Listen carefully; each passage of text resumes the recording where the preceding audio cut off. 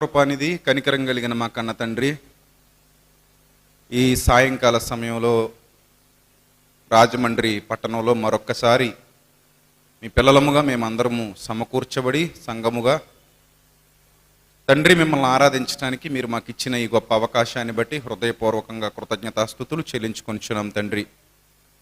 ప్రభువా, మమ్మల్ని బలపరచండి, మీ కృపలో భద్రపరచండి. మరొక్కసారి మీ సత్యవాక్యంతో మమ్మల్ని సంధించి మా హృదయాలను వెలిగించి మీ జీవవాక్కులతో మా హృదయాలను నింపి ప్రభు మా ఆత్మీయ జీవితాలకు అవసరమైన విలువైన జ్ఞానవాక్కులను మాకు దయచేసి మమ్మల్ని బలపరచమని, మీ మాటలు మీ పిల్లలకు వివరించడానికి మీ ఆత్మ సహాయాన్ని ప్రసాదించమని, సమస్త విషయములలో మిమ్మల్ని గణపరచగలిగే వివేకాన్ని జ్ఞానాన్ని మాకు దయచేయమని క్రీస్తు నామములో ఈ ప్రార్థన మనవులు అడిగి వేడుకొనుచున్నాం మా కన్న తండ్రి. ఆమెన్.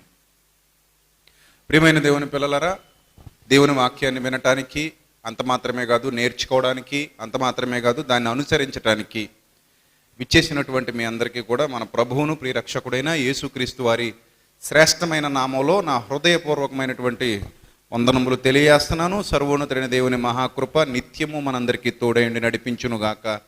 ఆమెన్. ప్రియులరా, క్రైస్తవ జీవితం అనేది మలినమైపోయిన బ్రతుకు నుండి మహిమ దేహాన్ని ధరించుకునే స్థాయికి ఎదగడానికి చేసేటువంటి ఒక అద్భుతమైన ప్రయాణం. అవునా కాదా? తెలుసుగా మీ అందరికీ.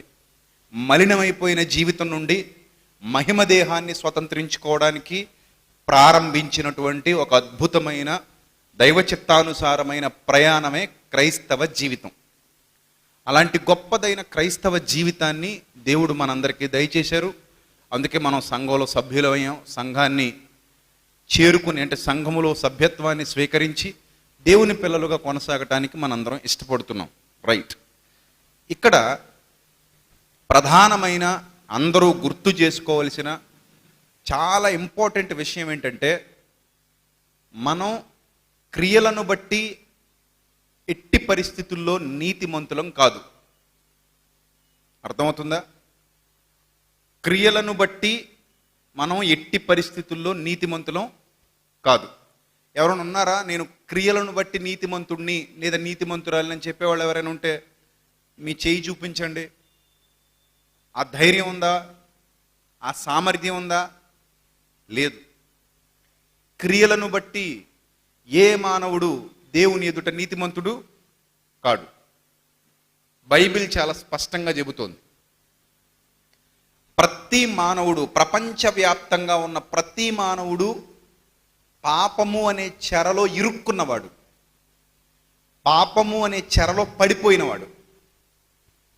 ప్రతి మానవుడు ఆ వలలో చిక్కుకున్నవాడే. ఆ వలలో చిక్కని వాడంటూ ఎవడూ లేడు, ఆ వలలో పడిపోని వాడంటూ ఎవడూ లేడు.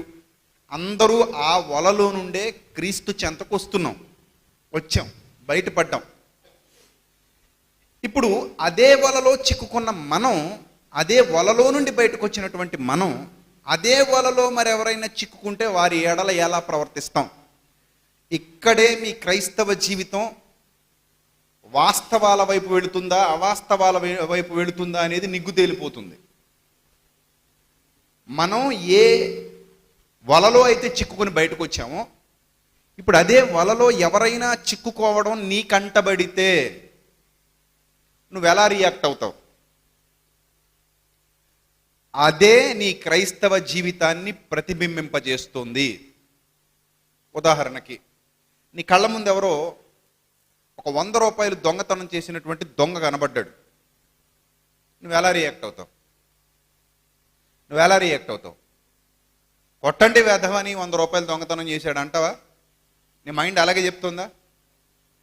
గట్టి కొట్టండి, 100 రూపాయలు దొంగతనం చేశాడు, దొంగండి వీడు, అందరికీ చెప్పండి 100 రూపాయలు దొంగతనం చేసిన దొంగ అని అంటావా? అలా అంటే నువ్వెప్పుడు దొంగతనం చేయలేదా? పోనీ కనీసం దొంగ బుద్ధి ఎప్పుడు రాలేదా? కుదరకాలే వదిలేసి ఉంటావు, కానీ కుదిరితే తీసేద్దామన్న భావన ఎప్పుడు రాలేదా? కదా. కొంతమంది దొంగతనం ఎందుకు చెయ్యరు అని అంటే అవకాశం చిక్కక, కానీ మనస్ఫూర్తిగా అందరు వెళ్ళిపోతే తీసుకుందామన్న భావన అయితే ఉండొచ్చు. కానీ అందరూ ఉన్నారు కాబట్టి తీసుకోవడానికి అవకాశం చిక్కక దాన్ని అలా విడిచిపెట్టేసినటువంటి సందర్భాలు కూడా ఉండొచ్చు. లేకపోతే సీసీ కెమెరాలు ఉన్నాయి, ఇందులో రికార్డ్ అయిపోద్దన్న భయంతో వదిలేసినటువంటి దాఖలాలు ఉండొచ్చు. ఇప్పుడు మనం ఆ విషయమై పశ్చాత్తాపపడి ఆ దొంగ బ్రతుకు నుండి విడుదల పొంది క్రీస్తులోనికి వచ్చాం. ఇప్పుడు మరో దొంగను చూసినప్పుడు ఆ దొంగలో మన ప్రతిబింబం మనకు కనబడాలి. ఎలా అంటే, ఒకప్పుడు నీకు ఆకలితో అలమటించిపోతూ రోడ్డు మీద ఎవరో పడేసిన విస్తరాకులో అన్నం తింటున్నావు. అది నీ పాతకాలపు దృశ్యం అనుకో కాసేపు, అది నీ పాతకాలపు జీవితం అనుకో. నీకు తినటానికి తిండి లేదు, తినటానికి తిండి లేక నీకెవరో అన్నం పెట్టక నువ్వు ఎక్కడైనా పెళ్ళికి వెళ్ళినా కూడా నేను లోపలికి రానివ్వకుండా బయటికి నెట్టేస్తుంటే, ఆ బయట విస్తరాకులు విసిరేస్తుంటే, ఆ విస్తరాకుల్లో ఉన్న ఎంగిలి మెతుకులు అన్నీ ఊర్చుకొని దగ్గరికి చేసుకుని ఆ మెతుకులు ముద్ద చుట్టుకొని నోట్లో పెట్టుకుని ఆకలి తీర్చుకున్నావు అనుకో కాసేపు. నీ గత జీవితం అలా ఉండేది అని కాసేపు ఊహించుకో. ఈరోజు నీకెవరో మహానుభావుడు దయతలచడం వల్ల ఒక మంచి జాబ్, ఒక మంచి పొజిషన్, ఒక మంచి స్టేటస్, బాగా ఎక్కువైపోయినటువంటి ఆహారం నీ దగ్గర ఉంది. అంటే నువ్వు కడుపు నిండా తింటున్నావు, నీ పరిస్థితి బాగుంది. ఇప్పుడు ఈ సిచ్యువేషన్లో నువ్వు రోడ్డు మీద కారులో వెళ్ళిపోతున్నప్పుడు నీ స్టేటస్ చాలా పెరిగిపోయింది. నువ్వు రోడ్డు మీద కారులో వెళ్ళిపోతున్నప్పుడు ఎవరో ఆకులో తింటున్న వాడిని చూసినప్పుడు చీచి చీచి చూడండి ఎలా ఆకులో తింటున్నాడో దరిద్రుడు, చూడండి ఎలా ఆకులో ఉన్నది ఏరుకుని తింటున్నాడు దౌర్భాగ్యుడు అన్న ఉద్దేశం నీలో కలిగిందనుకో, నిన్ను ఎలా అర్థం చేసుకోవాలి? ఇప్పుడు అర్థమవుతున్నాయి నా మాటలు? నిన్ను ఇప్పుడు ఎలా అర్థం చేసుకోవాలి? నీ క్యారెక్టర్ని ఎలా అర్థం చేసుకోవాలి? ఈరోజు చాలా క్రైస్తవ జీవితాలు ఎలానే ఉన్నాయి. మనం సంఘానికి వచ్చిందే పాపంలో నుండి, పరిశుద్ధతలో నుండి రాలేదు సంఘానికి. మనం పరిశుద్ధతలో నుండి సంఘానికి మనం రాలేదు. ఎక్కడి నుంచి వచ్చాం? పాపంలో నుండి బాప్తిస్మం దగ్గరికి వచ్చాం, బాప్తిస్మం దగ్గర నుండి సంఘంలోనికి వచ్చాం. ఇప్పుడు సంఘంలోనికి వచ్చిన తర్వాత మన కళ్ళు మూసుకుపోకూడదు, మరింత తెరుచుకోవాలి. కళ్ళు మూసుకుపోకూడదు. కళ్ళు మూసుకుపోయి సహోదరుడు ఎవడైనా పాపంలో పడినప్పుడు వాణ్ణి గడ్డపారతో పొడిచి పొడిచి చంపేసేటువంటి దౌర్భాగ్యపు పరిస్థితి నీలో నాలో ఉండకూడదు. అది సమయం వృధా, దానివల్ల ఎలాంటి ప్రయోజనం లేదు, దానివల్ల మనకి ఏ ప్రయోజనాలు చేకూరవు. నీ మనసును సంతృప్తి పరుచుకోవడం తప్పితే నువ్వు కూడా అదే ప్లేస్లో నుండి వచ్చావు. ఒకప్పుడు నువ్వు కూడా అలాంటి ఎంగిలి మెతుకులే తిన్నావు. నువ్వు కూడా ఒకప్పుడు ఆకుల్లో ఏదైనా దొరుకుతుందని ఏరుకున్నావు. ఒకప్పుడు నీకు ఎలాంటి సోర్సెస్ లేవు, ఒకప్పుడు నీకు ఎలాంటి స్టేటస్ లేదు, ఒకప్పుడు నీ జీవితం చాలా దౌర్భాగ్యంగా ఉండేది. ఇప్పుడు నువ్వు కారులో తిరుగుతున్నావు కాబట్టి రోడ్డు మీద ఎవడో అలా ఆకుల్లో తింటున్నాడని వాడిని చిన్న చూపు చూడడం, వాడిని కించపరిచి మాట్లాడడం, వాడిని అవమానపరిచి మాట్లాడడం, ఇది నీకు తగదు. ఇది క్రైస్తవ జీవితం కాదు, అది క్రైస్తవ జీవితం అనిపించుకోదు. కానీ ఈరోజు చాలామంది పరిసయ్యుల సంతతికి చెందిన వారు మేము నీతిమంతులు అన్న భ్రమలో బ్రతుకుతున్నారు.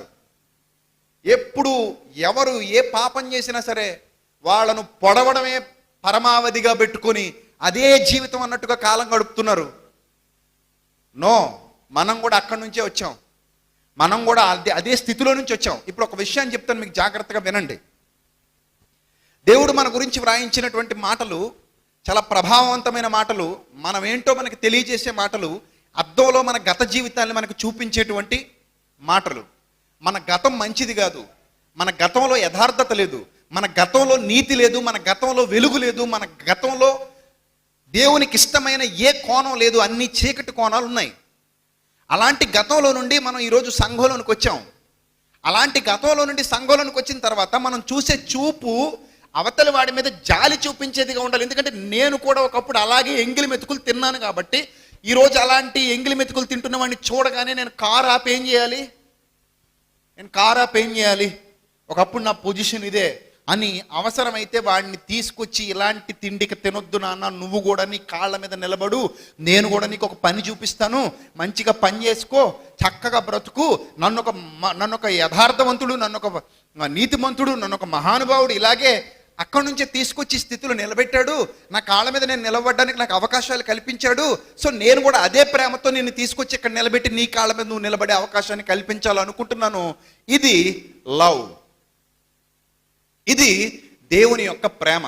అలా కాకుండా ఏరా దౌర్భాగ్యుడా, నువ్వెందుకు ఇలా ఎంగిలి మెతుకులు తింటున్నావు, నువ్వెందుకు ఇలా విస్తరాకుల్లో ఎంగిలి విస్తరాకుల్లో ఉన్న ముద్దలేరుకుంటున్నావు, సిగ్గు లేదా, బుద్ధి లేదా, జ్ఞానం లేదా, ఇలాంటి పదప్రయోగం అక్కడ చేస్తూ వాళ్ళలో నిన్ను నువ్వు చూసుకోకుండా నువ్వేదో ఈరోజు మంచి స్టేటస్లో ఉన్నావని, మంచి మంచి స్థితిలోనికి వచ్చేసావని, వాళ్ళలో ఉన్న పాపాన్ని ద్వేషించి ఆ పాపిని ప్రేమించలేని స్థితిలోనికి నువ్వు వెళ్ళిపోతే అసలు ఒకప్పుడు నీ రూపమే అక్కడ నీకు కనబడుతున్నటువంటి ప్రతిరూపం. ఒకప్పుడు నీ రూపమే అది. దాన్ని దేవుడు ఎంత చక్కగా చెబుతున్నాడు ఒకసారి చూడండి. యెషయా గ్రంథం 53వ అధ్యాయంలో ఎన్నోసార్లు మనం చదువుకున్న మాట.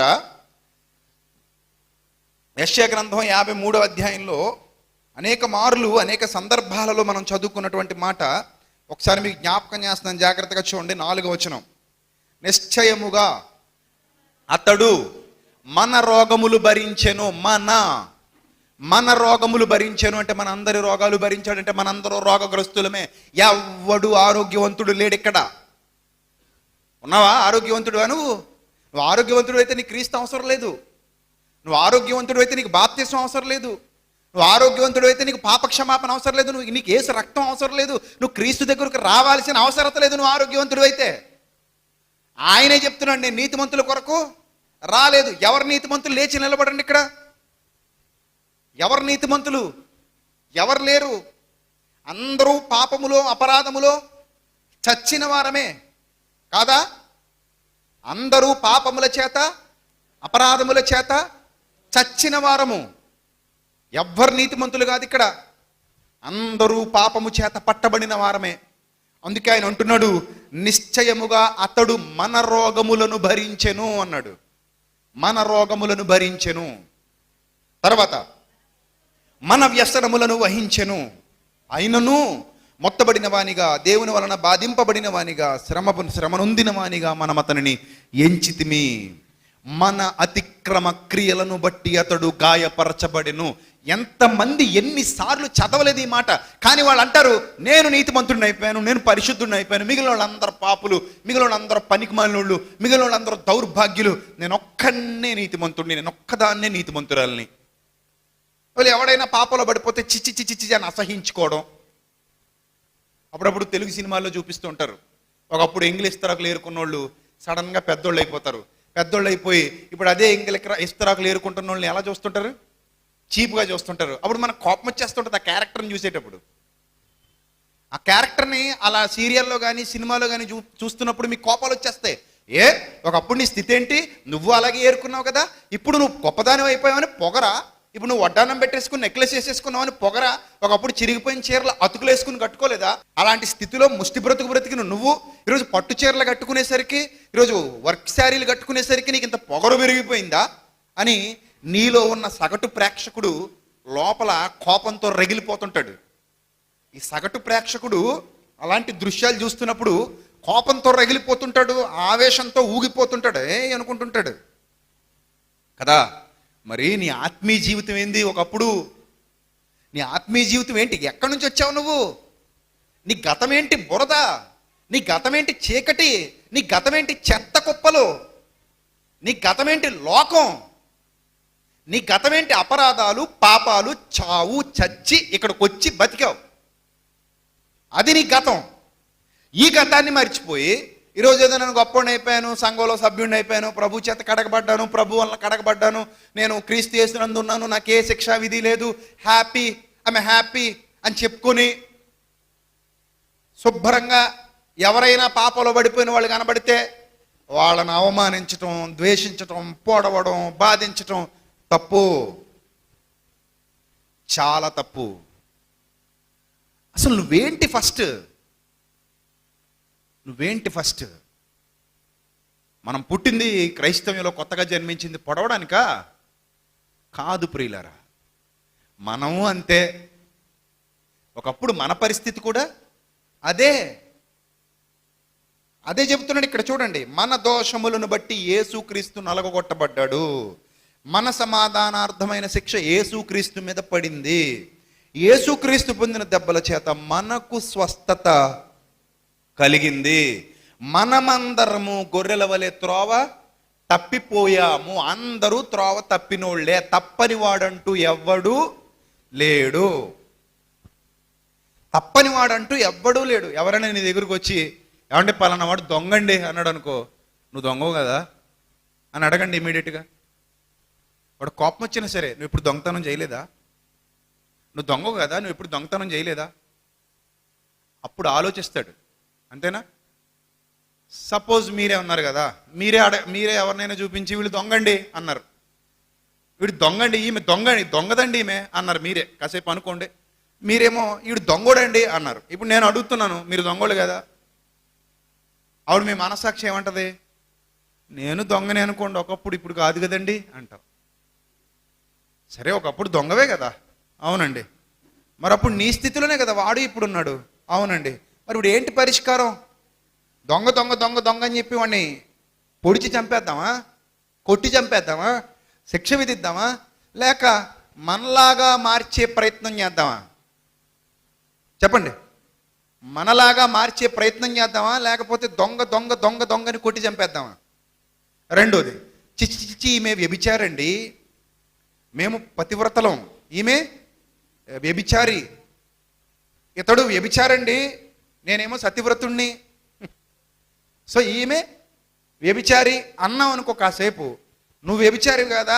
నెక్స్ట్ ప్రశ్న, నువ్వు వ్యభిచారివి కదా, ఎవడు వ్యభిచారి కాదు చెయ్యొత్తండి అని అంటే, ఎవరైనా నేను వ్యభిచారిని కాదు అనగలిగే వాళ్ళు ఉంటే హృదయం అంటది, మోహపు చూపు చూస్తే నేను ఎవరు వ్యభిచారివి అంటది.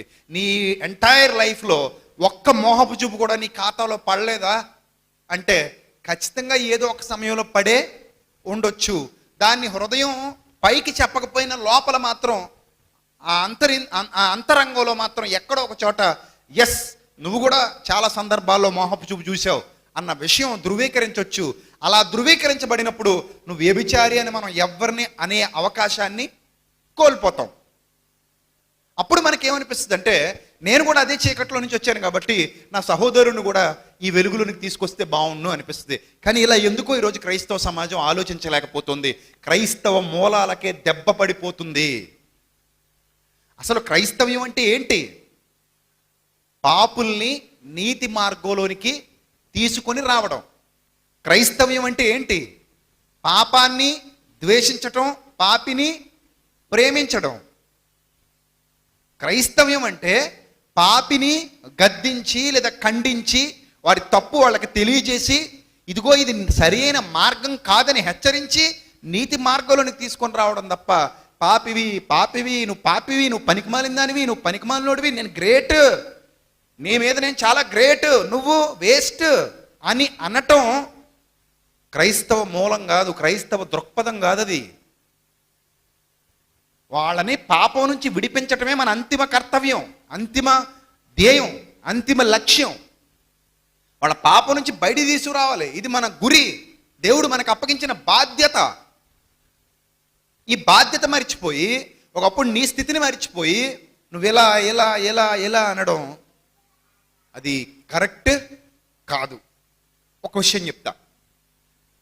మీ కళ్ళ ముందు 2 కాళ్ళు తెగిపోయి 2 చేతులు లేకుండా ఎవరైనా పాక్కుంటూ దేక్కుంటూ వస్తున్నారు అనుకోండి, ఎలా చూస్తారు చెప్పండి? ఎలా చూస్తారు? జాలిగా చూస్తారు, కరుణగా చూస్తారు.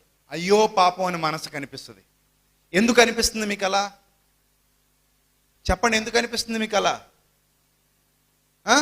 పాపం అతని అవయవాలు బాగులేదు, కాళ్ళు 2 విరిగిపోయాయి, చేతులు 2 విరిగిపోయాయి.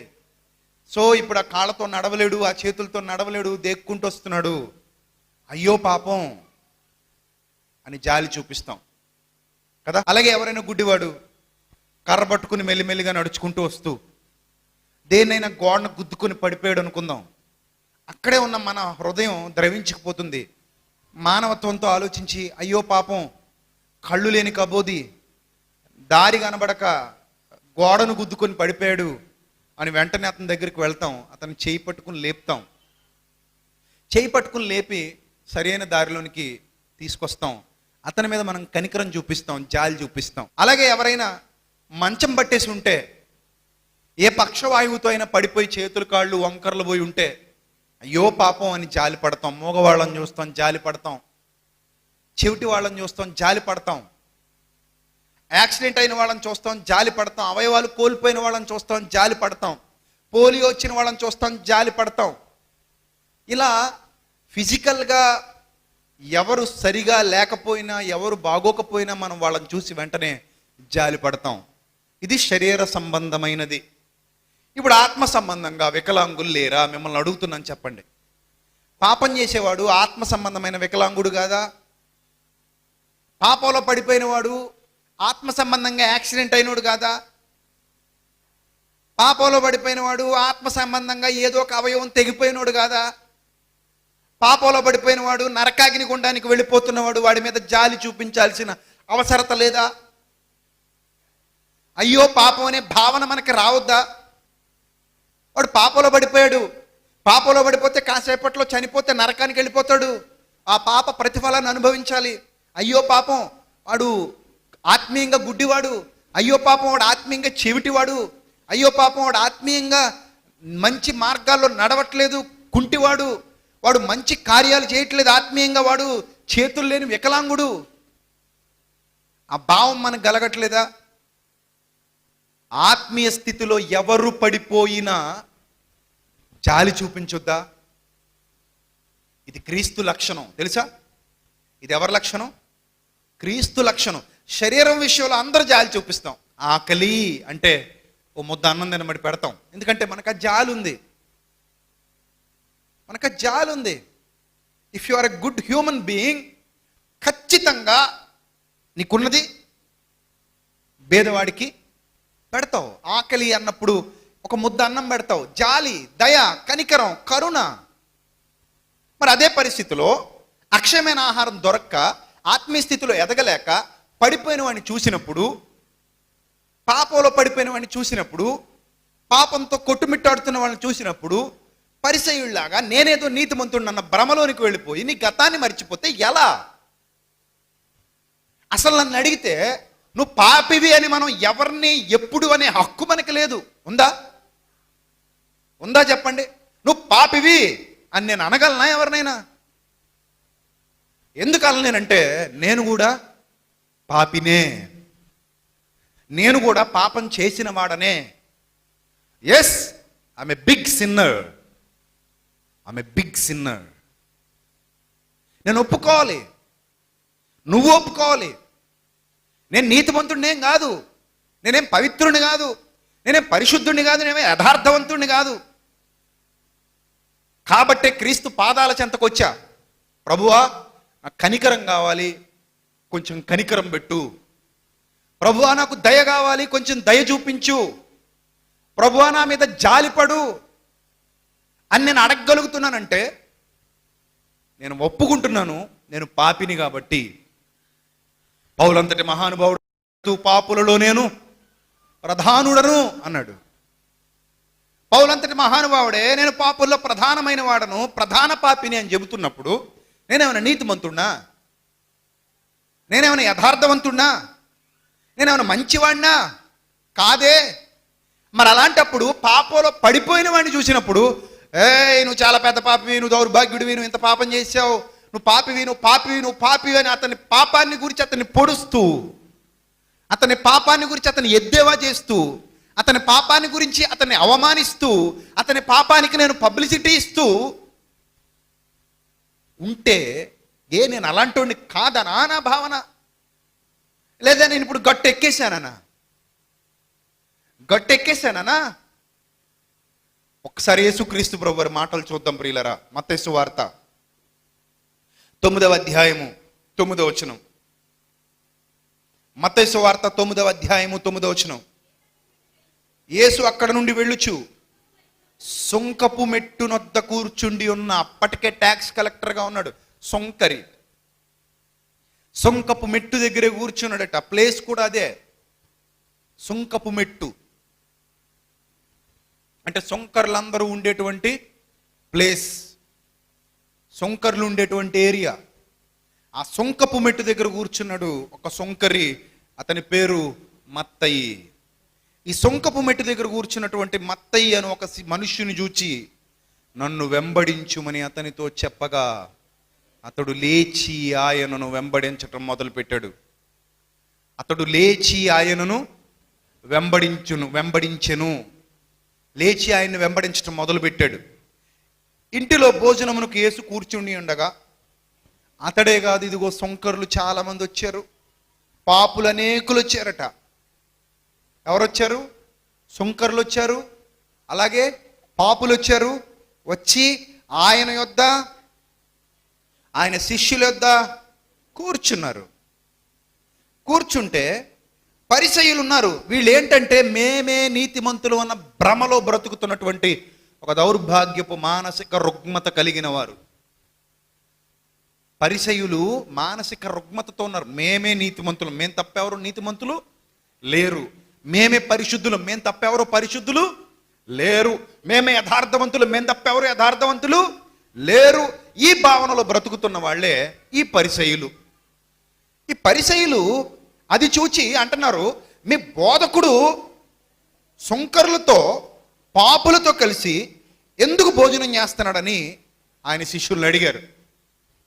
అంటే వీళ్ళ ఉద్దేశం ఏంటంటే, వాళ్ళు పాపులు కాబట్టి వాళ్ళ పక్కకి నెట్టేయండి, అసహించుకోండి, అవమానపరచండి, చీతరించండి, చేత్కరించుకోండి, కనికరించొద్దు, ఎద్దేవ చేయండి, కించపరిచి మాట్లాడండి, చిచ్చి చిచ్చి అని కుక్కల మాదిరిగా వాళ్ళని తరిమేయండి, ఎందుకంటే వాళ్ళు పాపులు. మరి మీరు పరిసయ్యులారా, మరి మీరెవరు? మీరెప్పుడు ఆ బురదలో దిగలేదా?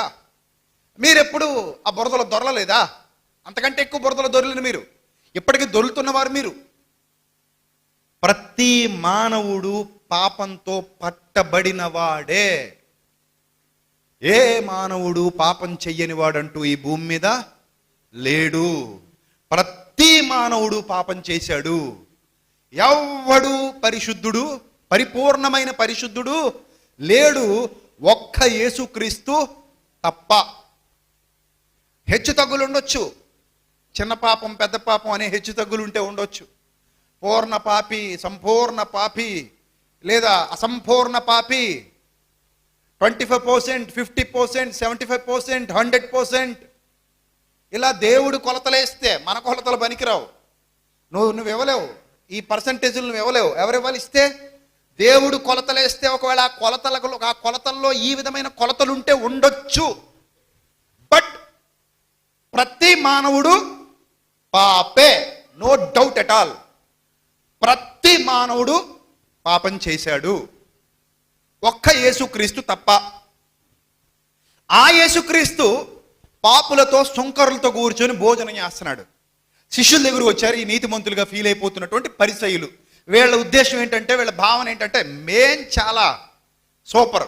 అంటే వీళ్ళకి పాప భీతి లేదు, అసలు పాప భావన లేదు, తప్పు చేశామన్న ఆలోచన లేదు వీళ్ళకి. మేము ఎప్పుడు నీతిమంతులు అన్న భ్రమలో బ్రతుకుతూ ఉంటారన్నమాట. ఎప్పుడు మేము నీతిమంతులు అనుకుంటూ ఉంటారు. ఆ టైపులో ఉన్న వీళ్ళకే చూడండి, పరిసయ్యులు అడుగుతున్నప్పుడు ఆయన మాట విని, రోగులకే కానీ ఆరోగ్యం గల వారికి వైద్యుడు అక్కర్లేదు, అయితే నేను పాపులను పిలువ వచ్చి తిని కానీ నీతిమంతులను పిలువ రాలేదు. ఇప్పుడు యేసుక్రీస్తు మనకి బాధ్యత అప్పగించాడా? నేను మోసిన కాడి మీరు కూడా మోయాలన్నాడుగా, నేను ఎత్తుకున్న కాడి మీరు కూడా ఎత్తుకోవాలన్నాడుగా, నన్నే వెంబడించాలన్నాడుగా, నా పనే మీరు చేయాలన్నాడుగా. అంటే ఇప్పుడు ఏం చేయాలి మనం కూడా? ఎవరిని పిలువ వెళ్ళాలి? పాపులనే పిలువ వెళ్ళాలి కానీ నీతిమంతులను పిలువ వెళ్ళాల్సిన అవసరత లేదు. అలాంటి మనమే ఏ టైప్ క్యారెక్టర్ కలిగి ఉంటున్నాం?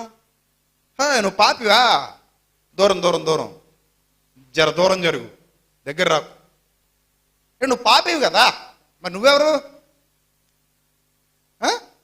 పరిశుద్ధుడువా? స్నానం చేసేస్తే వాడికి కూడా స్నానం చేయించు అంతే. నేను స్నానం చేసేసాను కాబట్టి నువ్వు పనికి మాలిన నీచ నికృష్టమైన దరిద్రపు జాతికి చెందిన దానివి, జాతికి చెందిన వాడివి. నేను మాత్రం సూపర్ స్టేజ్లో ఉన్నానని మాత్రం గాలి మాటలు చెప్పకు. నువ్వు కూడా అదే బురదలో దొర్లి వచ్చావు. నీ స్నానం కూడా నువ్వు చేయలే, క్రీస్తు చేశాడు. నీకు స్నానం చేయించింది ఎవరు? తన పవిత్ర రక్తముతో ఉదక స్నానము చేత మనలను పవిత్ర పరచి. సో నీకు నాకు ఆ పవిత్ర స్నానం చేయించింది ఎవరు? ప్రభు కదా. మరి అలాంటప్పుడు ఎవరో పాపలు ఉంటే లేదు లేదు నువ్వు పాపివి, నువ్వు పాపివి, నువ్వు పాపివి, నేను మాత్రం పరిశుద్ధుని పరిశుద్ధురాలని చెప్పే అధికారం మనకి ఎక్కడుంది చెప్పండి? ఆ రైట్ మనకి ఎక్కడిది? సో ఇక్కడ యేసుక్రీస్తు ప్రభు వారు చెబుతున్నారు, నేను పాపులను పిలువచ్చితిని కానీ నీతిమంతులను పిలువ రాలేదు, కనుక కనికరమునే కోరుచున్నాను గాని బలిని కోరను అను వాక్య భావం ఏంటో మీరు వెళ్ళి నేర్చుకోండి. ఫస్ట్ ఏమన్నాడు? నువ్వు ఫస్ట్ నేర్చుకో. ఏం నేర్చుకోవాలి నువ్వు? కనికరమునే కోరుతున్నాను కానీ బలిని కోరట్లేదు అనే వాక్య భావం ఉంది చూడు. ఆ భావాన్ని ఫస్ట్ నేర్చుకో, వెళ్ళి ఫస్ట్ నేర్చుకో. పరిసయ్యులకు చెప్తున్నాడు. ఈ ఫీలింగ్ ఎవరిలో అయినా ఉంటే ప్రియులరా, మన సహోదరుడు పాపంలో పడిపోతే మనం వాడిని మనిషిలా చూడమండి, చాలా తప్పు. మన సహోదరుడు పాపంలో పడిపోతే వాడిని ఏదో పశువులాగో క్రూర జంతువులాగో చూడకండి. వాడిని మరలా తిరిగి పవిత్రతలోని తీసుకొని రావడానికి ప్రయత్నం చేయండి. That is love. అదే ప్రేమ అంటే. అంతేగాని అసహించుకుంటూ పోతే ఈ ప్రపంచాన్ని అంతటినీ అసహించుకోవాలి, ఒకరోజు నిన్ను నువ్వే అసహించుకోవాలి. ఎందుకంటే నువ్వు కూడా ఒకప్పుడు అదే స్థితిలో నుండి వచ్చావు. అవునా కాదా? అవునా కాదా చెప్పండి? మనం కూడా అదే స్థితిలో నుంచి వచ్చాం కదా. మనకు తెలియని పాపం ఆడు చేసింది, మనకు తెలియని పాపం ఆమె చేసింది కాదే. మనకు తెలియని పాపమా?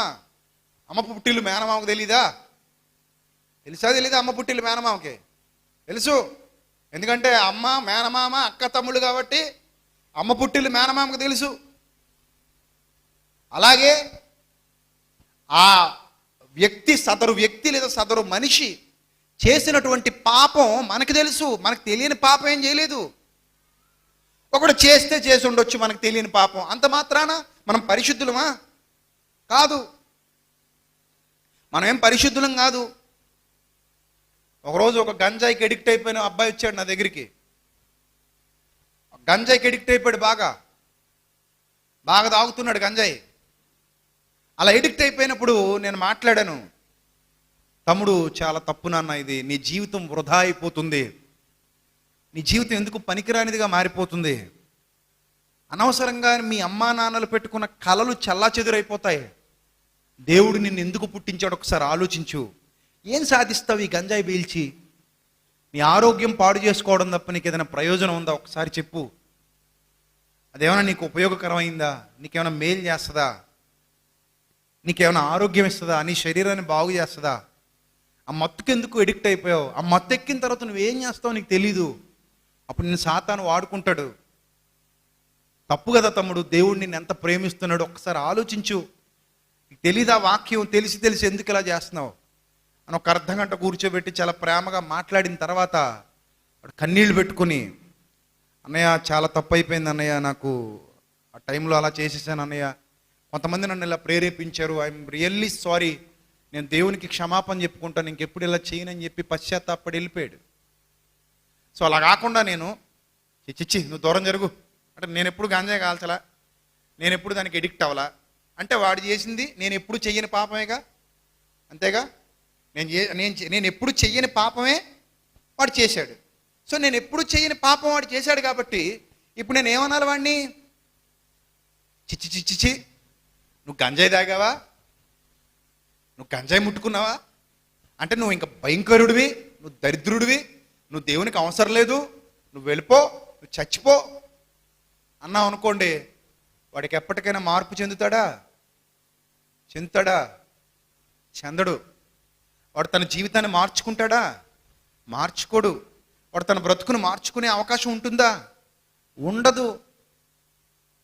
కాబట్టి మనం వ్యవహరించాల్సినటువంటి తీరు అది కాదు. అక్కడ ఖచ్చితంగా వాడిని కాపాడుకోవాల్సినటువంటి బాధ్యత మన మీద ఉంది, లేకపోతే చనిపోతాడు. చాలా ప్రమాదకరమైన పరిస్థితిలో ఉన్నాడు, లంగ్స్ పాడైపోతాయి, మొత్తం లోపల ఉన్న వ్యవస్థ అంతా పాడైపోద్ది, అతని అవయవాలన్నీ దెబ్బతినిపోతాయి, యవ్వన కాలంలో చచ్చిపోతాడు, నిత్యాగ్ని దండనకు వెళ్ళిపోతాడు, దేవుడిచ్చిన శరీరాన్ని పాడు చేసుకుని. మరి వాడిని కాపాడాలా వద్దా? కాపాడాలి కదా, కాపాడాలి. సో నేనెప్పుడు చేయలేని తప్పు వాడు చేశాడు కాబట్టి నేను పరిశుద్ధుని కాదు. నా పర్సంటేజ్ నాకుంది, నా పర్సంటేజ్ నాకుంది ఎంతో కొంత, వాడి పర్సంటేజు వాడిది. సో వాడిదో 100% అని, నాదేదో 25% అని, నాకు వాడికి 75% తేడా ఉంది కదా అని నేను వాడిని చిన్న చూపు చూడకూడదు, నేను వాడిని అవమానించకూడదు, నేను వాడిని కాపాడే ప్రయత్నం చేయాలి. ఇది క్రీస్తు మనకు నేర్పించినటువంటి బాధ్యత అండి. ఇది మనందరి బాధ్యత. పాపిని రక్షించవలసిన బాధ్యత ప్రతి క్రైస్తవుడి మీద ఉంది. పాపిని రక్షించాలి. ప్రభు అంతటి మహానుభావుడే పరలోకం నుండి భూమి మీదకి పాపిని రక్షించడానికి వస్తే మనం ఏం చేస్తున్నాం? పాపిని ద్వేషిస్తూ కాలం గడుపుతున్నామా? మనం ఏం పరిశుద్ధులమా? మనం పరిశుద్ధులమా చెప్పండి? అవయవాలు బాగులేనుడి మీద జాలి చూపిస్తున్నప్పుడు ఆత్మీయంగా బాగులేనుడి మీద కూడా జాలే చూపించాలి కదా. అవయవాలు బాగోలేనుడి మీద ఏం చూపిస్తున్నాం? జాలే కదా చూపిస్తున్నాం. మరి ఆత్మీయంగా బాగులేనుడి మీద ఏం చూపించాలి? మనం జాలే చూపించాలి.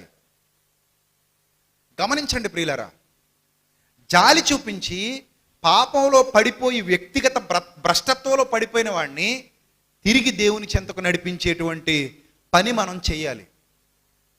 ఇక్కడ మరో సందర్భం మీరు చూడగలిగితే అదే మత్తయి సువార్తలో 18వ అధ్యాయంలో, అదే మత్తయి సువార్త 18వ అధ్యాయము 21వ వచనం చూద్దాం. ఆ సమయమున పేతురు ఆయన యొద్దకు వచ్చి, ప్రభువా, నా సహోదరుడు నా ఎడల తప్పిదము చేసిన ఎడల, నా ఎడల అంటే పర్సనల్ ప్రాబ్లం, నా సహోదరుడు నా ఎడల తప్పిదము చేసిన ఎడల నేనెన్ని మారులు అతని క్షమింపవలెను అని ఉంది ఇక్కడ. ఇది సంఘాన్ని భ్రష్టు పట్టిస్తున్న వారికి వర్తించదు సుమా. ఇప్పుడు మీరు వెంటనే వచ్చి, అలాగైతే మనం పడగొట్టే వాళ్ళని ఖండించకూడదు, నీళ్లు చల్లేవారిని గద్దించకూడదు, నూనె పోసి దెయ్యం వెళ్ళగొట్టేస్తున్నారని మానసిక రోగుల్ని ఆటలాడుతున్న వాళ్ళని ఏమనకూడదు అనేది కాదు ఇక్కడ. అది దేవునికి చేస్తున్న దైవద్రోహం. సంఘాన్ని భ్రష్టు పట్టించే వాళ్ళను గద్దిస్తున్నాం. అది కూడా ద్వేషించట్లేదు, ప్రేమించే గద్దిస్తున్నాం. కొంతమందికి వాక్యంలోని వేరియేషన్స్ తెలియక అన్ని కలగబులకం చేసి పచ్చిపులుసు వండేస్తారు.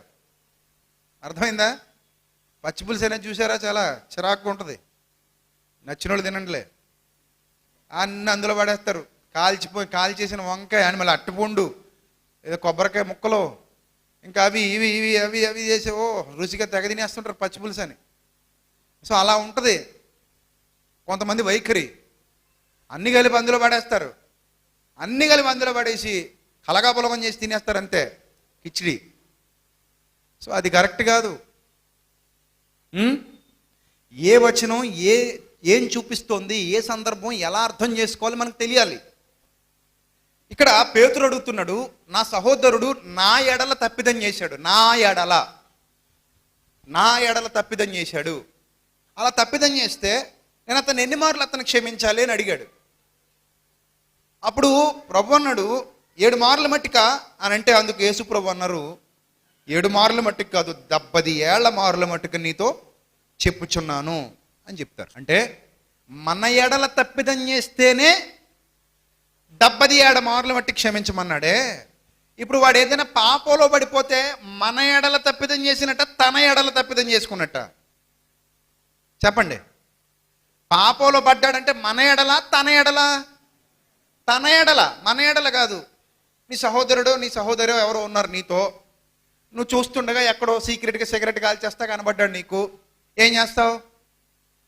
ఫోటో తీసుకొచ్చి సంఘంలో గోడ కతికించేస్తావా? మన మెంటాలిటీ అలాగే తగలాడుద్ది. సో ఫోటో తీసుకొచ్చి ఫేస్బుక్లో అప్లోడ్ చేసేసి, లేదా ఫోటో తీసుకొచ్చి వాట్సాప్ గ్రూప్లో స్టేటస్ పెట్టేసుకుంటావా? అలా చేయకూడదు. సిగరెట్ కాలుస్తూ కనబడ్డాడు, అప్పుడు నీకేం అర్థం కావాలంటే, ఒకప్పుడు నా స్వభావం కూడా అలాంటిదే కదా. సహోదరుడు పడిపోయాడు, అరే క్రీస్తు రక్తం చేత కడగబడిన నా సహోదరుడు మళ్ళీ ఎందులో పడిపోయాడు? పాపంలో పడిపోయాడు, సిగరెట్ కాలుస్తున్నాడు. ఇప్పుడు ఏం చేయాలి నేను? నీ తక్షణ కర్తవ్యం ఏంటి? కాసేపు అని పక్కన పెట్టు, నువ్వే అలా పడిపోయావు అనుకుందాం. ఏం చేయాలి ఇప్పుడు నిన్ను? ఏం చేయాలి నిన్ను? నువ్వే చెప్పాలి. ఏం చేయాలి నిన్ను? నువ్వే పడిపోయావు, నువ్వే సిగరెట్ కాలుస్తున్నావు, నిన్నేం చేయాలి? దేవుడు దొరికేసావు, నాకు కాదు. ఆయన వచ్చి నీ పక్కన ప్రత్యక్షం ఇలా నిలబడి ఉన్నాడు. ఏం చేస్తావు చెప్పు ఆ సిచ్యువేషన్లో? వెంటనే సిగరెట్ పక్కన పడేసి కాళ్ళ మీద పడిపోయి, ప్రభా ప్రభా ప్రభా ప్లీజ్ ప్రభా, ఏం చేయొద్దు ప్రభా, ఈ ఒక్కసారికి అవకాశం ఈ ప్రభా ప్లీజ్ ప్రభా, అదేంటి ప్రభా అలా చేస్తావు ప్రభా, ప్లీజ్ ప్రభా, తప్పు చేశాను ప్రభా, తెలియక తప్పులో పడిపోయాను ప్రభా, ప్లీజ్ ప్రభా, ఒక్కసారి ప్రభా, మరొక ఛాన్స్ ఇచ్చి చూడు ప్రభా, ఇంకెప్పుడు చేయను ప్రభా అంటావా? లేకపోతే పెదాలు కోసేయాలి ప్రభా నాలాంటి దరిద్రుడికి, నాలికి తెగ్గోసేయాలి ప్రభా నాలాంటి నీచుడికి, నేనా నీ చేత రక్షణ పొంది నా కోసం నువ్వు ఇంత బలియాగం చేస్తే నేను మళ్ళీ సిగరెట్ నోట్లో పెట్టానంటే నేను ఎంత వెధవన కాకపోతే పెడతాను ప్రభా, నన్ను పచ్చడి కింద కొట్టే ప్రభా, నన్ను ఇప్పుడే ఇమీడియట్గా నరకోలేసే ప్రభా అని ఎవడైనా అడుగుతారా?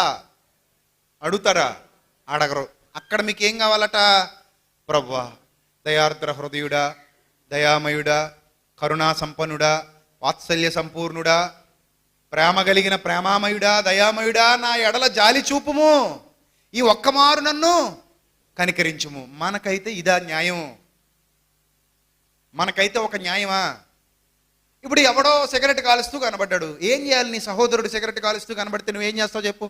బేసిక్గా నీ మెంటాలిటీ ఏంటో నిజం చెప్పు. నువ్వేం చేస్తావు రాజన్న? ఎవడైనా కనబడితే ఏం చేస్తావు నువ్వు? ఫోటో తీసుకొచ్చి అంటించేస్తావు ఇక్కడ? కానీ అక్కడ ఏం చేయాలి తెలుసా? బైబిల్ ప్రకారంగా ఒకళ్ళు మన సహోదరుడు ఎవడైనా సిగరెట్ కాలుస్తూ కనబడినా, మన సహోదరుడు ఎవడైనా మందు తాగుతూ కనబడినా, మన సహోదరుడు ఎవడైనా ఎక్కడైనా పాపంలో పడిపోయి కనబడినా, మన సహోదరుడు ఎక్కడైనా పాపంలోనికి వెళ్ళిపోయాడన్న విషయం నీకు అర్థమైనా ఇమ్మీడియట్గా నువ్వు చేయాల్సింది ఏంటో తెలుసా? ఫస్ట్ స్టెప్ యాకోబు పత్రిక 5వ అధ్యాయము 19వ వచనం. నా సహోదరులారా, మీలో ఎవడైనను సత్యము నుండి తొలగిపోయినప్పుడు, ఎక్కడి నుంచి తొలగిపోయాడట? చెప్పండి, ఎక్కడి నుంచి తొలగిపోయాడు? సత్యము నుండి తొలగిపోయాడు. ఇప్పుడు ఏంటి నెక్స్ట్ ఏం చేయాలి? మనం ఏం చేస్తామంటే పబ్లిసిటీ చేస్తాం. సత్యం నుండి తొలగిపోయాడని పబ్లిసిటీ చేస్తాం, అంతేనా? సత్యం నుండి తొలగిపోయినప్పుడు ఏం చేయాలంటే మరి ఒకడు అతనిని సత్యమునకు మళ్ళించాలి. చేలో వరి ఒక్కొక్కసారి పడిపోతుంటుంది, రైతు ఏం చేస్తాడు తెలుసా? బాగానే పడిపోయిందని అలా వదిలేయడు, నిలబెడతాడు. నాటిన మొక్క ఒక్కోసారి ఏమైపోద్ది? వాలిపోద్ది. అప్పుడు నాటిన వాడు ఏం చేస్తాడు తెలుసా? తిరిగి నిలబెట్టి దానికి కర్ర కడతాడు. ఒక్కోసారి గొర్రెలు సరైన క్రమంలో వెళ్లకుండా త్రోవ తప్పిపోతుంటాయి, అప్పుడు కాపరి ఏం చేస్తాడు తెలుసా? వాటిని సరైన మార్గంలో నడిపిస్తాడు. గేదెలు కాసుకుని వెళ్తూ ఉంటారు, ఒక్కోసారి ఆ గేదెలు ఆ పక్కకి ఈ పక్కే మళ్ళీ ఏ బోధులను దిగేపోతుంటాయి. అప్పుడు ఈ గేదెలు కాసుకుని ఆయన ఏం చేస్తాడు తెలుసా? వాటిని మళ్ళించి పక్కకు తప్పించి సరైన మార్గంలో నడిపిస్తాడు. నీ సహోదరుడి మీద నీకు నిజంగా ప్రేమ ఉంటే, వాడు పాపంలో పడిపోయాడని తెలిసినప్పుడు పబ్లిసిటీకి ఇంపార్టెన్స్ ఇవ్వకూడదు. దేనికి ఇంపార్టెన్స్ ఇవ్వాలి? వాణ్ణి సత్యమునకు మళ్ళించాలి. వాణ్ణి ఏం చేయాలి? సత్యమునకు మళ్ళించాలి. నీ సహోదరుడు, సంఘంలో సహోదరుడు సత్యమునకు మళ్ళించాలి. అప్పుడు పాపిని వాని తప్పు మార్గము నుండి మళ్ళించువాడు మరణము నుండి ఒక ఆత్మను రక్షించి అనేక పాపములను కప్పివేయునని తాను తెలుసుకొనవలెను. ఇదేంటిది? వ్యక్తిగత భ్రష్టత్వం. దీన్ని ఏమంటారు? వ్యక్తిగత భ్రష్టత్వం. ఎవరైనా వ్యక్తిగత భ్రష్టత్వంలో ఉంటే వాళ్ళని ఖచ్చితంగా క్షమించి వాళ్ళ మరలా సత్యంలోనికి మళ్ళించాలి. ఇది కాకుండా సంఘ భ్రష్టత్వం ఒకటి ఉంటుంది. సంఘ భ్రష్టత్వం ఎలాంటిదంటే, ఒక కాపరి స్థానంలో నేను ఉన్నాను. ఒక కాపరి స్థానంలో ఉన్న నేను, మీరు పాపం చేసినా పర్లేదు, మీరు తప్పు చేసినా పర్లేదు, మీరు ఎలా బ్రతికినా పర్లేదు, మీరు ఎంత నీచమైన స్థితికి దిగజారిపోయినా పర్లేదు, ప్రభు మిమ్మల్ని క్షమించేస్తాడు, పరలోకానికి తీసుకుపోతాడని చెప్పా. ఇప్పుడు మీరు నన్ను ఏం చేయాలి? క్షమించాలా? కాపరి స్థానం నుండి తప్పుకోమని చెప్పాలా? చెప్పండి, ఓపెన్గా చెప్పండి. క్షమించేయాలా? కాపరి స్థానం నుండి తప్పుకో అని చెప్పాలా? ఖచ్చితంగా నువ్వు కాపరి స్థానం నుంచి తప్పుకో. నీకు బోధ చేసే అర్హత లేదు, ఎందుకంటే నువ్వు తప్పు బోధ బోధిస్తున్న తప్పు బోధకుడివి అని చెప్పాలి. నువ్వు బోధకుడి ముసుగులో ఉన్న క్రూరమైన తోడేలువి. సో నువ్వు చేసే బోధ తప్పు, గెట్ అవుట్ అని చెప్పాలి. ఇది వ్యక్తిగత భ్రష్టత్వం కాదు. దాన్ని ఏమంటారంటే సంఘాన్ని భ్రష్టు పట్టించడానికి సాతానుకు తనను తానే అప్పగించుకోవటం. అది దైవద్రోహం. చూడండి, ఆ వేరియేషన్స్ మీకు తెలియాలి. ఇప్పుడు ఎవరైనా ఒక చిన్నవాడు లేదా ఒక బలహీనుడు పడిపోతే మనం బలహీనుడిని వేలెత్తి చూపిస్తే వాడు మారడు ప్రియులారా. వాడు మార్చే ప్రయత్నం చేద్దాం. ఎందుకంటే మనం కూడా అలాంటి పాపాలు ఎన్నో చేసిన వాళ్ళమే. మనం ఏం పవిత్రులం కాదు. మన క్రీస్తు రక్తం అవసరమైంది. ఇప్పుడు మనతో పాటు లేపేసి తీసుకుపోదాం అంతే. ప్రయాణంలో ఉన్నాం, మనతో పాటు నడుస్తున్నాడు, కాలు తన్నుకుని పడిపోయాడు. కాలు తన్నుకుని పడిపోయాడని చెప్పి వాడికి నడక రాదని నవ్వుతావా? ఎద్దేవా చేస్తావా? తప్పు. వాడిని నిలబెట్టి తీసుకెళ్తాం. కానీ ఇక్కడ ఇంకొకడు ఉంటాడు. వాడు ఏం చేస్తుంటాడంటే కాలు అడ్డబెట్టి పడగొడుతుంటాడు. అలాంటి వాడిని మాత్రం చాలా జాగ్రత్తగా చూడాలి. కాలు అడ్డబెట్టి పడగొడుతుంటాడు, అందరిని పడగొడుతుంటాడు. వీడు సాతాను సంబంధి అనమాట. ఈ టైప్ వాడిని క్షమించమని బైబిల్ చెప్పట్లా. అది వేరు ఇది వేరు కదా. తనకు తానుగా పడిపోయిన వాడిని, కాలికి తన్నుకొని పడిపోయిన వాడిని నిలబెట్టడం ఒకలా ఉంటుంది. మనతో పాటు నడుస్తూ ఇక్కడొక కాలు అడ్డం పెట్టి అక్కడొక కాలు అడ్డం పెట్టి పడగొడుతూ ఉన్నాడంటే వాడు ఎవరి సంబంధి? సాతాను సంబంధి. ఆ వేరియేషనే మీకు తెలియాలంటున్నాను. బైబిల్ చదివేటప్పుడు ఎవరిని ఎలా అర్థం చేసుకోవాలి, ఏ సమయంలో ఎలా స్పందించాలి అనే విషయం మనకు తెలియాలి.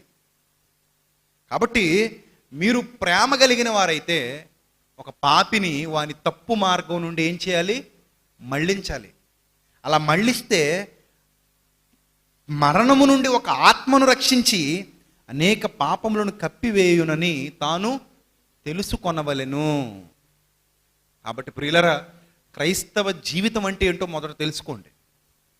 పాపిని ప్రేమించి పాపాన్ని ద్వేషించటమే క్రైస్తవ జీవితం యొక్క ముఖ్య ఉద్దేశం. అంతే తప్ప నేను ఒక్కడనే పరిశుద్ధుడిని, మిగిలిన వాళ్ళందరూ పనికిమాలను అనుకుంటే ఇక ఈ ప్రపంచంలో నేను ఎవరిని రక్షించవలసిన అవసరత ఉండదు. నేను ఎవరిని రక్షించలేను కూడా. నేను ఎవరిని ప్రభు వైపు తిప్పలేను. అలాగే ప్రభు అనుకుని ఉంటే ఈరోజు నాకు ఈ స్థితి ఉండేది కాదు. మనిషి పడిపోవటం సహజం, నిలబెట్టడం మన ధర్మం. అలా పడిపోకుండా కాపాడే వాక్యానికి అప్పగించడం మన బాధ్యత. అర్థమవుతుందా? కాబట్టి ఎవరు పడిపోయినా కించపరచకండి, అవమానపరచకండి. వాళ్ళని లేపి లేవనెత్తి మరలా ప్రభువులో నడిపించండి. కొంతమంది క్రూరులు ఉంటారు. వాళ్ళు పడిపోవటం కాదు, వాళ్ళ పనే సాతానుకు తొత్తులుగా పని చేయటం, పడగొట్టడం. అలాంటి వాళ్ళను మనం క్షమించాల్సిన అవసరత లేదు. వాళ్ళ వైపు మనం చూడాల్సిన అవసరత లేదు. వాళ్ళని వదిలేయండి. నేను ఇక్కడ మాట్లాడేది ఎవరి గురించి అంటే, ఒక బాధ్యత కలిగి సంఘంలోనికి వచ్చి విశ్వాసిగా కొనసాగుతూ ఏదో సమయంలో పడిపోయాడు పాపం. సో వాడిని క్షమించి కనికరించి నిలబెడతాం. మరలా కొన్నాళ్ళు ఒక సంవత్సరంన్నర కొనసాగిన తర్వాత మళ్ళీ పడతాడు. సో మళ్ళీ నిలబెడతాం. నిలబెట్టి ఎందుకు నువ్వు ఇలా అయిపోతున్నావు, బలాన్ని తెచ్చుకో, వాక్యం మరింత ఎక్కువ విను, ప్రార్థనలో మరింత ఎక్కువ గడుపు అని చెప్తూ ఉంటాం. సో అలా చెప్పి వాళ్ళను తప్పు మార్గంలో నుండి మళ్ళించి నీతి మార్గంలోని తీసుకొచ్చి ప్రభు మార్గాల్లో నడిపించటమే మనందరి బాధ్యత. అంతేగాని ఏదో చిన్నగా పడిపోయాడని చెప్పి వాడిని పొడి చేస్తే అది న్యాయం కాదు. కొందరుంటారు దొంగలు, కొందరుంటారు అలెగ్జాండర్ లాంటి వాళ్ళు. వారిలో హుమెనైను, ఫిలేతు ఉన్నారంటాడు చూసారా? ఇలాంటి వాళ్ళు. వీళ్ళు చాలా క్రూరులు సుమా. వాళ్ళేం మారరు. తెలిసి తప్పు చేస్తుంటారు. వాళ్ళు కావాలని చేస్తుంటారు. వాళ్ళు కాలు అడ్డం పెట్టి అనేకుల్ని పడగొట్టాలనుకుంటారు. అలాంటి వాళ్ళ విషయంలో మనం కనికరించాల్సిన అవసరత లేదు, వాళ్ళని వెలివేయడమే. ఎందుకంటే నువ్వు సంఘాన్ని పాడు చేసే ఉద్దేశం కలిగి ఉన్నావు, ఇంటిని తగలబెట్టే ఉద్దేశం కలిగి ఉన్నావు. నువ్వు నా ఎడలా తప్పిదం చేయలేదు, అలా అని నీ ఎడలా తప్పిదం చేయలేదు. నువ్వు ఎవరి ఎడల తప్పిదం చేసావు? దేవుని సంఘాన్నే పాడు చేయాలనే సాతాను ఆలోచనతో ఉన్నావు. అది ఎవరి ఎడల చేసిన తప్పిదం? దైవద్రోహం. దైవద్రోహం చేసిన వాడిని ఇంక నేనేం చేయగలను? దైవద్రోహం నువ్వు చేసేది, నువ్వు ఇక మారవు.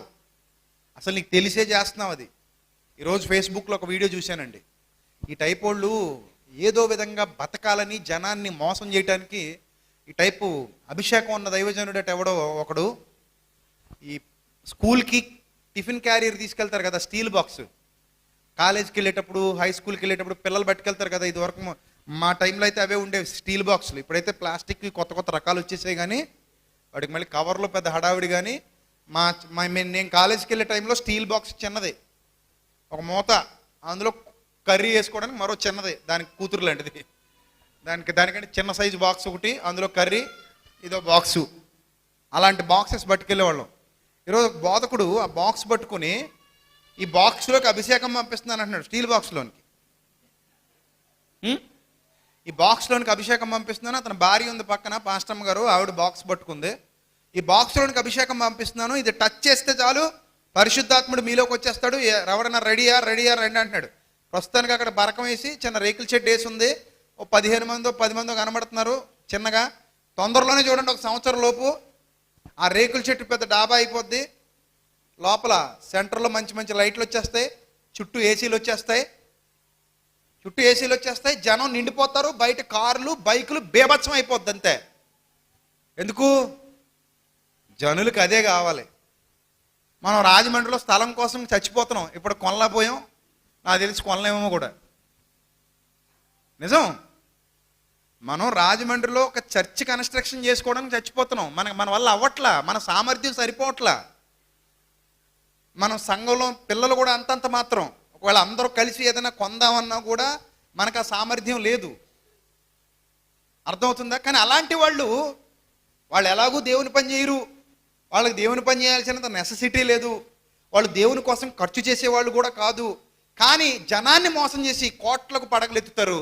ఆ తర్వాత ఏసీలు వచ్చేస్తాయి, పెద్ద పెద్ద హడావిడి ఇంకా మామూలుగా ఉండదు. జనం అనుకుంటారు ఇక్కడ ఏసీ ఉంది, లైటింగ్ బాగుంది, పెద్ద చర్చు, కార్లు ఎక్కువ కనబడుతున్నాయి, బైకులు ఎక్కువ కనబడుతున్నాయి, జనాలు చెప్పే సాక్ష్యాలు ఎక్కువైపోయాయి. బాక్సులో నుంచే పరిశుద్ధాత్ముడు వచ్చేస్తున్నాడు ఇన్స్టెంట్గా. ఇదేది ఇన్స్టెంట్ గులాబ్ జామున్ మిక్స్ అంటాడు చూడండి, ఆ టైప్లో బాక్సులో నుంచే పరిశుద్ధాత్ముడు వచ్చేస్తున్నాడంటే ఈయన చాలా గొప్పోడై ఉండాలి అనుకుంటారు జనం. అలాంటి దౌర్భాగ్యులు ఉన్నారు ప్రియులారా క్రైస్తవ సమాజంలో.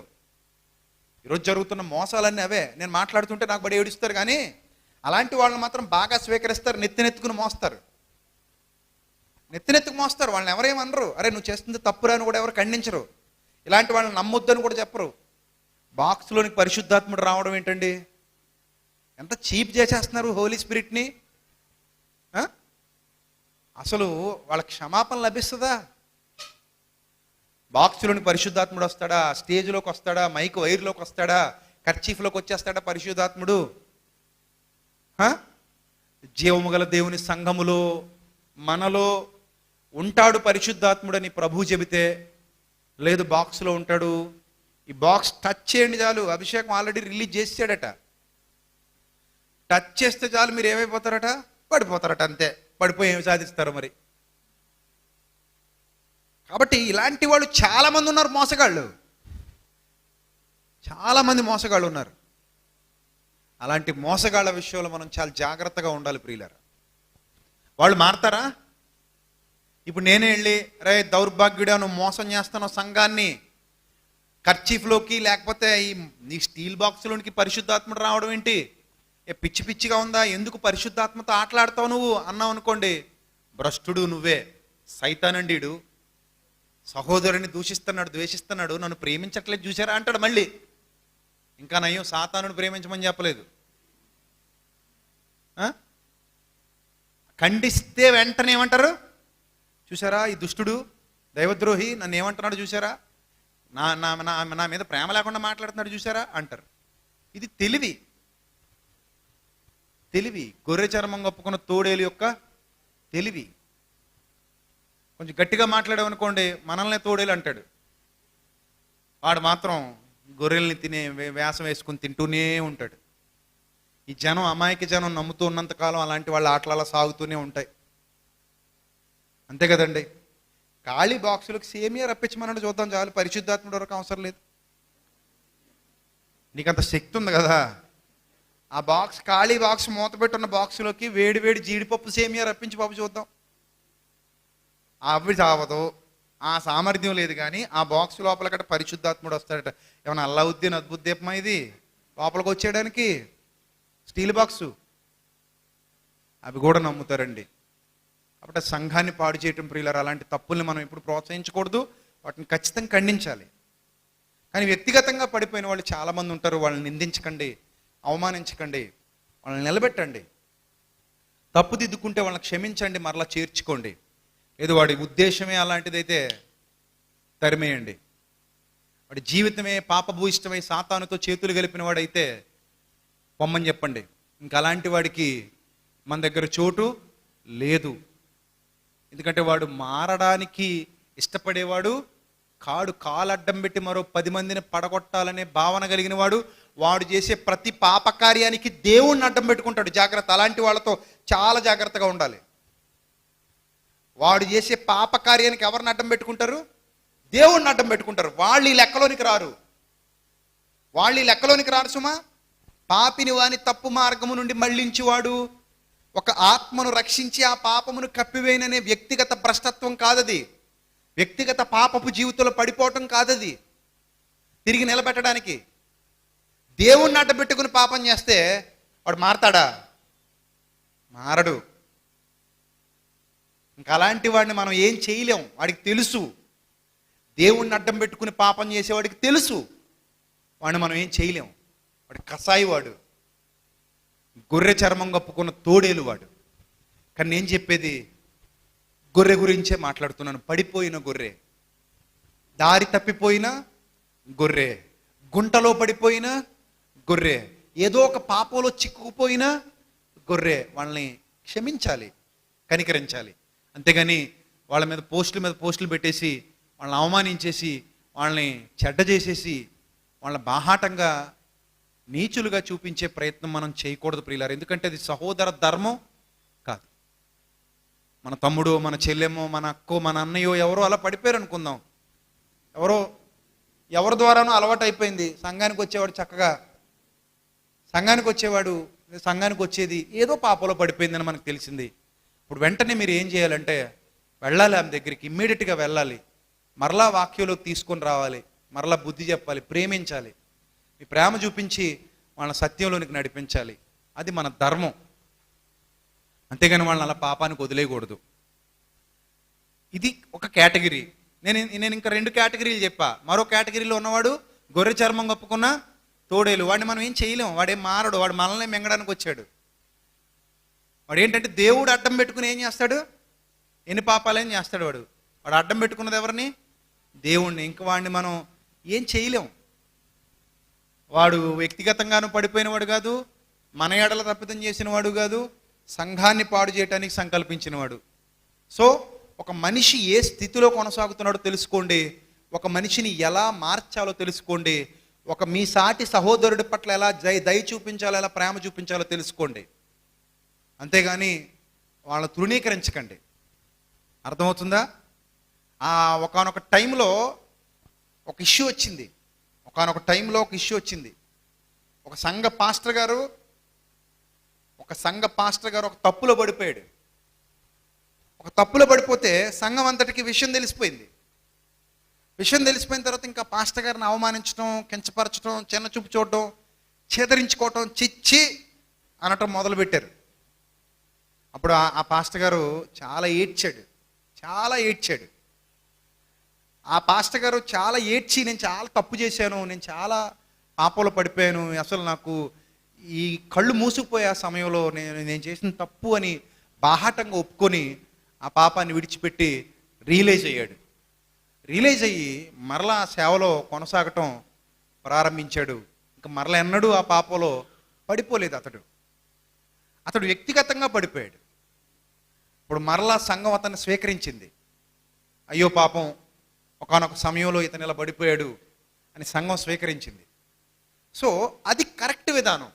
అలా కాకుండా దేవుని వాక్యాన్ని అడ్డు పెట్టుకుని పాపం చేస్తూ పాపంలో కొనసాగుతూ పాపాన్ని ప్రోత్సహిస్తూ ఉండేవాళ్ళు కూడా ఉంటారు. మరి అలాంటి వాళ్ళని మనం ఊరికే వదిలేస్తామా? దేవుడు ఊరికే వదిలేస్తాడా? వాళ్ళకి మళ్ళీ అవకాశం ఇస్తామా? ఇవ్వం. అర్థమవుతుందా? విశ్వాసుల్లో కూడా కొందరు తెలియక తప్పు చేసి పడిపోయిన వాళ్ళు ఉంటారు. వాళ్ళని క్షమించాలి, కనికరించాలి.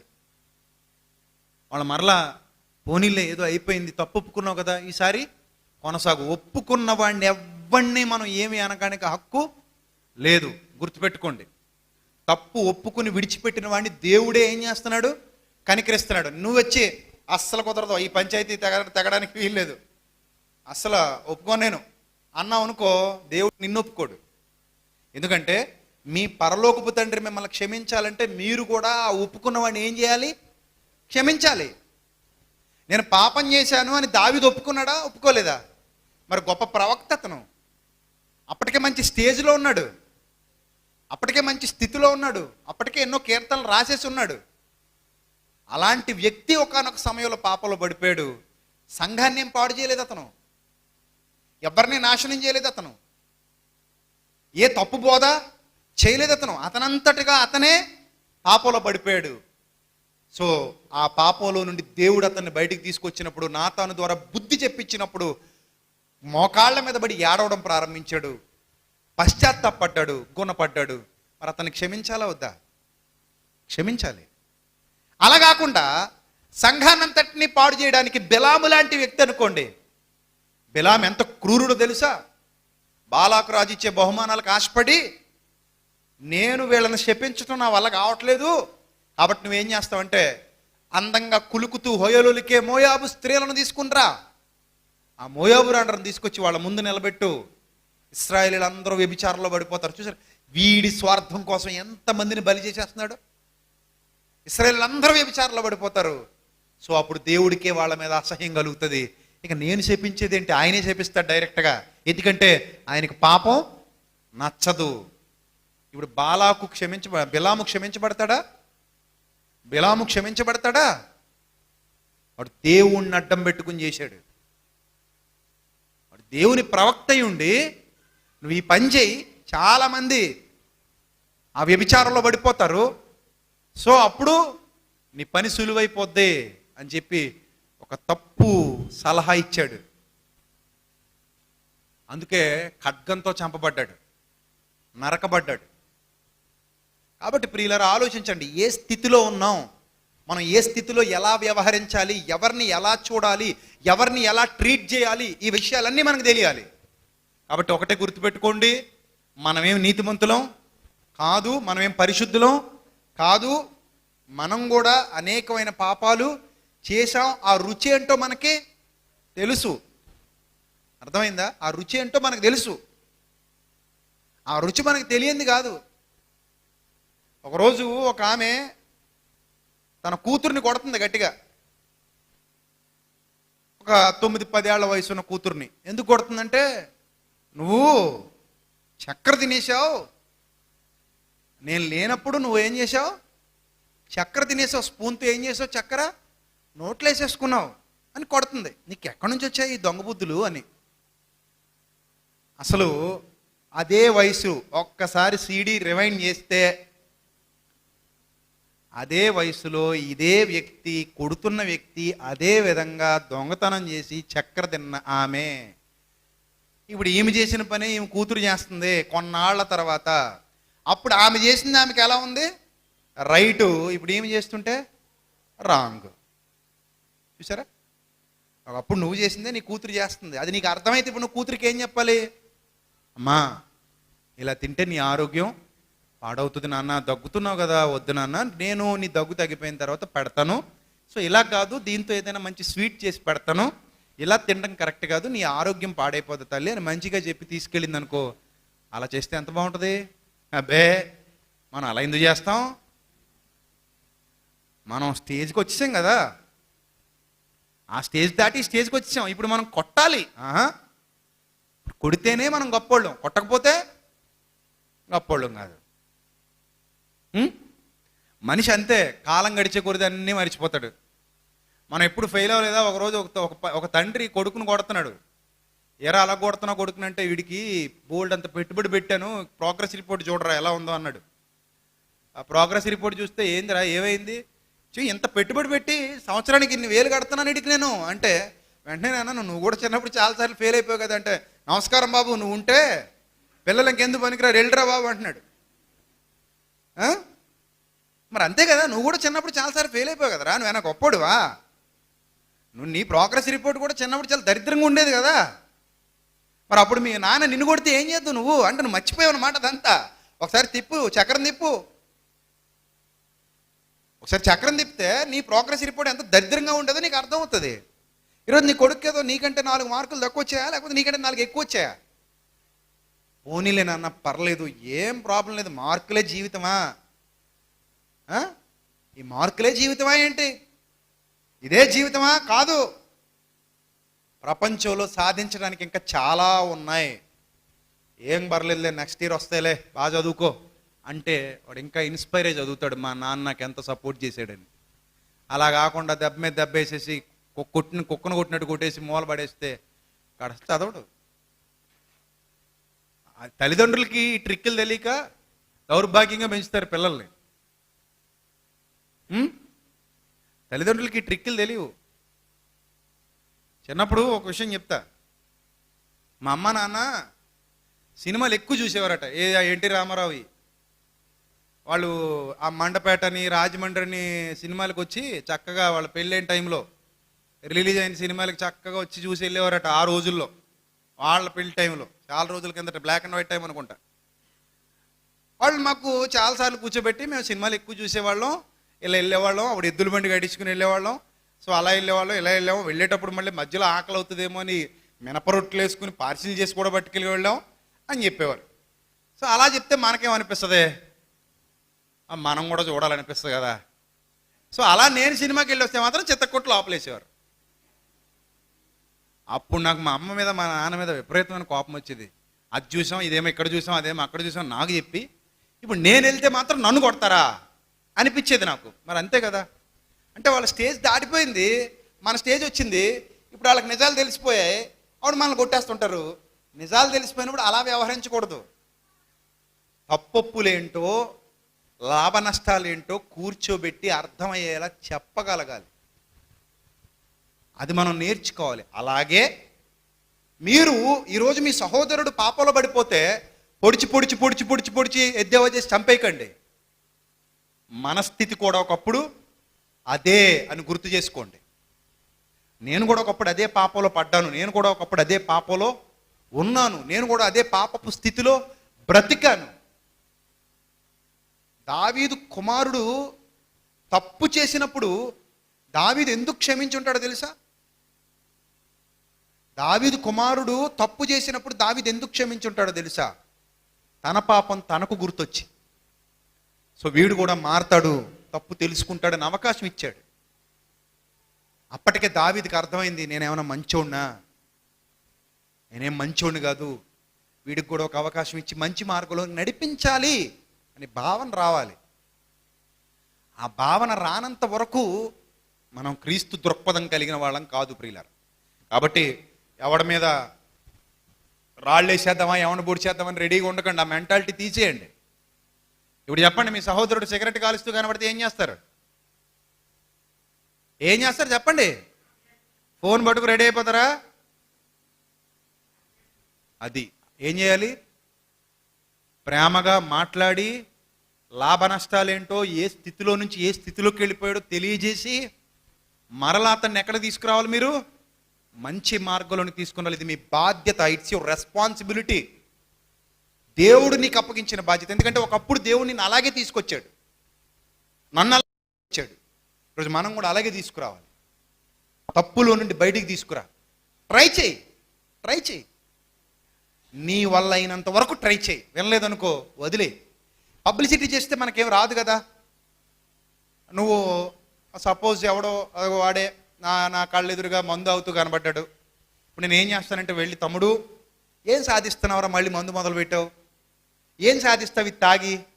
లివర్ పాడైపోద్ది, కిడ్నీలు పాడైపోతాయి, దేవునికి దూరం అయిపోతున్నావు, సాతానుకు దగ్గర అయిపోతున్నావు, చస్తే నిత్యాగ్నికి వెళ్ళిపోతావు, నీకేంటి ప్రయోజనం దీనివల్ల అని నేను ప్రేమగా చెప్పాను. అప్పుడు వాడు మారాడు అనుకోండి, నేను నా సహోదరుని సంపాదించుకుంటాను. అప్పుడు నాకు ఎన్ని బాధలు ఉన్నాయి నీకేం తెలుసు అన్నయ్య, నేను ఎలాగే తాగుతాను, నాకు మీకు సంబంధం లేదు, నేను పోతరా అని పోయాడు అనుకోండి, మరోసారి ట్రై చేస్తా, మళ్ళీ మాట విండు, మరోసారి ట్రై చేస్తా. అప్పుడు విన్నాడు అనుకోండి హ్యాపీ. లేదు ఇంక నేను ఇంకోసారి మా ఇంటికి వచ్చామంటే పద్ధతిగా ఉండదు అన్నాడు అనుకోండి, ఇంటికి వెళ్ళి ప్రార్థన చేస్తా. అంతే తప్ప పలానా రాజమండ్రికి చెందిన ఒక సహోదరుడు ఆడిలా మందు తాగుతున్నాడు అని చెప్పేసి నేను వాడి గురించి మన సంఘంలో పబ్లిసిటీ చేశాను అనుకోండి, వాడు మారడు. దానివల్ల వాడు నాకు ఎలాంటి ప్రయోజనం రాదు. అర్థమవుతుందా?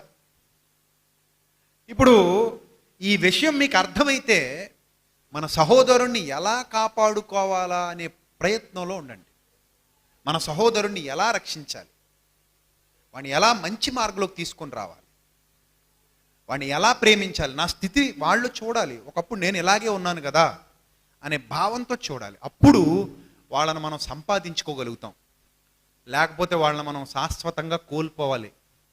అది దేవునికి ఇష్టం లేదు. ఒక్కడు కూడా నశించిపోవటం దేవునికి ఇష్టం లేదు. అంతటా అందరూ మారు మనసు పొందాలని కోరుతున్నాడు. అందరూ సత్యమెరిగి దేవుల్లో కొనసాగాలని కోరుతున్నాడు. కనుక మీరు కూడా మీ పరిధిలో వాళ్ళని రక్షించే పిల్లలుగా ఉండాలని మనస్ఫూర్తిగా కోరుతూ నా మాటలు ముగిస్తున్నాను. ఈ వాక్యం మీ అందరి హృదయాల్లో దేవుడు ఫలింపజేయునుగాక. తలలు వంచండి, ప్రార్థన చేసుకుందాం. సర్వకృపానిధి కనికరం కలిగిన మా కన్న తండ్రి, ఇప్పటి వరకు విలువైన జ్ఞానవాక్కులు మీ పిల్లలకు ఉపదేశించాను. ప్రభువా, మీరు చేసిన సహాయమును బట్టి స్తోత్రం తండ్రి. మీ కాపుదల మా అందరికీ దయచేయండి. వెత్తబడిన వాక్యం మీ పిల్లలందరికీ ప్రభువా వారి హృదయాల్లో ఫలించినట్లు సహాయం చేయండి. మమ్మల్ని కనికరించండి, మీ కాపుదల అనుగ్రహించండి. జ్ఞానముతో వివేకముతో ప్రతి ఒక్కరిని నింపండి తండ్రి.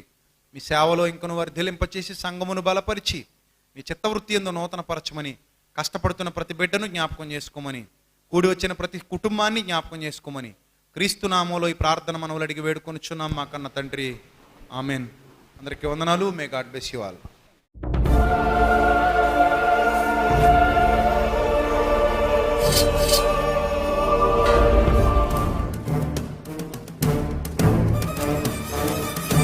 ఆది నీవే, అంతం నీవే, ప్రభవం నీవే, ప్రళయం నీవే, అల్ఫయు నీవే, ఓమెఘయు నీవే, విలయం నీవే, స్థిర నిలయం నీవే, గగనం భువనం సకలం నీవే, జగతిని నడిపే జ్యోతివి నీవే, సమరం అమరం సర్వము నీవే, అన్ని నామాలు ప్రణమిల్లే సర్వోన్నత నామం నీవే,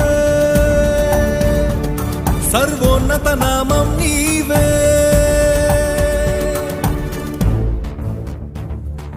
సర్వలోక న్యాయాధిపతి, సర్వలోక న్యాయాధిపతి, సర్వలోక న్యాయాధిపతి, సర్వలోక న్యాయాధిపతి, సర్వలోక న్యాయాధిపతి వాకిట నిలిచియున్నాడు. జనములందరికి ఫలమిచ్చుటకు తీర్పు తీర్చబోతున్నాడు. సర్వలోక న్యాయాధిపతి వాకిట నిలిచియున్నాడు.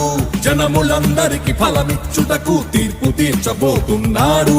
వేల దూతలతో బూరధ్వనులతో మేఘమండలము పైన యూదా గోత్రపు కదమ సింహముతో కదలి వస్తుంది సేన. క్రీస్తు న్యాయపీఠం ఎదుట ప్రత్యక్షం కావాలందరూ. క్రీస్తు న్యాయపీఠం ఎదుట ప్రత్యక్షం కావాలందరూ.